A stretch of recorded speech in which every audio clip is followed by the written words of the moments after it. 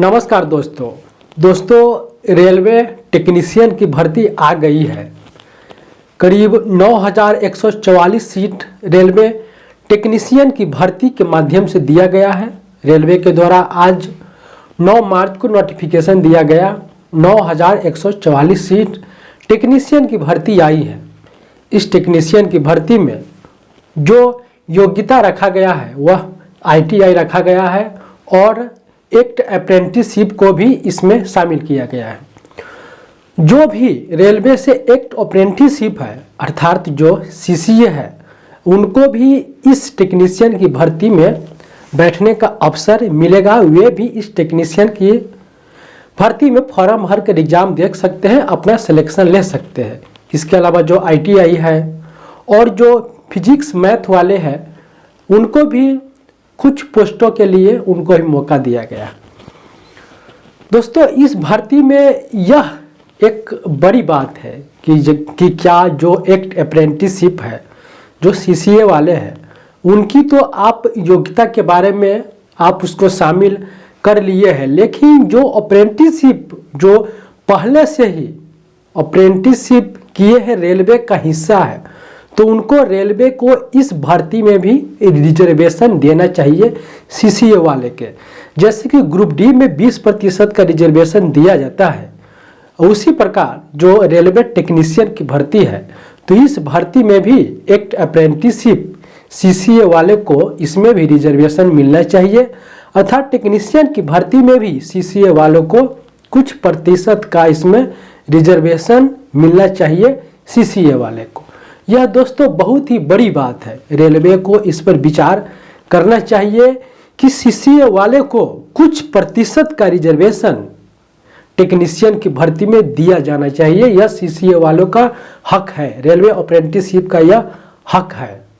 दोस्तों बहुत बड़ी बात यह है कि जो अप्रेंटिसशिप एसोसिएशन है वो लगातार मांग कर रही है कि हमको लोको पायलट और टेक्नीशियन की भर्ती में भी आप हमको कोटा दीजिए, आप हमको उसमें भी रिजर्वेशन दीजिए। भले आप 10% का ही रिजर्वेशन दीजिए, लेकिन आप हमको उसमें भी रिजर्वेशन दीजिए। क्योंकि दोस्तों प्रत्येक साल अप्रेंटिसशिप की संख्या बढ़ रही है। पहले तो रेलवे से उतनी लोग अप्रेंटिस नहीं करते थे, लेकिन अब बेरोजगारी अधिक होने के चलते और बहुत सारे लोगों की पारिवारिक स्थिति ठीक नहीं होने के कारण वे लोग पैसा के लिए अप्रेंटिसशिप ज्वाइन कर लेते हैं। अप्रेंटिसशिप की वे लोग अप्रेंटिसशिप के में शामिल हो जाते हैं। तो अप्रेंटिसशिप की संख्या बढ़ रही है तो रेलवे को इस पर विचार करना चाहिए कि हम अप्रेंटिसशिप को भी आरक्षण दें। उसके बाद ही सारे अप्रेंटिसशिप का समायोजन होगा। सिर्फ ग्रुप D में आरक्षण देने से नहीं होगा, अप्रेंटिसशिप का आरक्षण टेक्नीशियन की भर्ती में भी दिया जाना चाहिए। अप्रेंटिसशिप एसोसिएशन महामंत्री शिव गोपाल मिश्रा जी के पास इस बात को भी रखे थे कि हमको टेक्नीशियन की भर्ती में भी रिजर्वेशन दिलवाइए। क्योंकि दोस्तों जो अप्रेंटिसशिप होता है वह सभी मिलाकर के वह टेक्निकल जो रेलवे से अप्रेंटिसशिप करते हैं उसमें वे टेक्निकल एग्जाम देते हैं। टेक्निकल के माध्यम से ही वे पास होते हैं, अर्थात वे पहले से टेक्नीशियन है। उनका सारा जो NSE का एग्जाम होता है सारा उसमें टेक्निकल प्रश्न ही रहते हैं। वे पहले से टेक्निकल से जुड़े हुए पहले से ही टेक्नीशियन है, तो आप उसको टेक्नीशियन की भर्ती में रिजर्वेशन नहीं दे रहे हैं। तो रेलवे को उसको टेक्नीशियन की जो भर्ती आई है, जो टेक्निकल ग्राउंड की जो पोस्ट है उन पे अप्रेंटिसशिप को सिलेक्शन का मौका देना चाहिए। उनमें अप्रेंटिसशिप को रिजर्वेशन देना चाहिए। अगर रिजर्वेशन नहीं देते हैं तो अप्रेंटिसशिप उतने जो ओपन का स्टूडेंट है उनसे उसकी तुलना नहीं होनी चाहिए। उनको कुछ प्रतिशत का कोटा टेक्नीशियन की भर्ती में रिजर्वेशन मिलना चाहिए ताकि जो अप्रेंटिसशिप है सभी का कुछ न कुछ भला हो सके, अप्रेंटिसशिप का ज्वाइनिंग हो सके।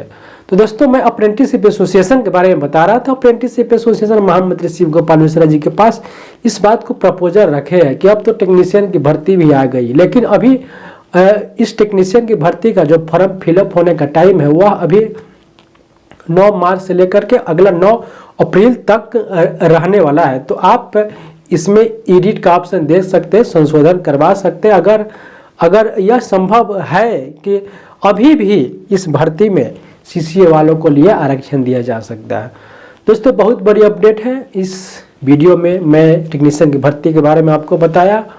और दोस्तों फिर से अब देखते हैं अप्रेंटिसशिप एसोसिएशन इस पर क्या पहल अपनाती है। महामंत्री C M Gopal Mishra ji apprenticeship को टेक्नीशियन की भर्ती में रिजर्वेशन दिला पाएंगे, यह भरोसा तो है ही। तो फिर दोस्तों फिर से बताऊंगा क्या होता है आगे इसमें। आप सभी का बहुत बहुत धन्यवाद। जय हिंद, जय भारत।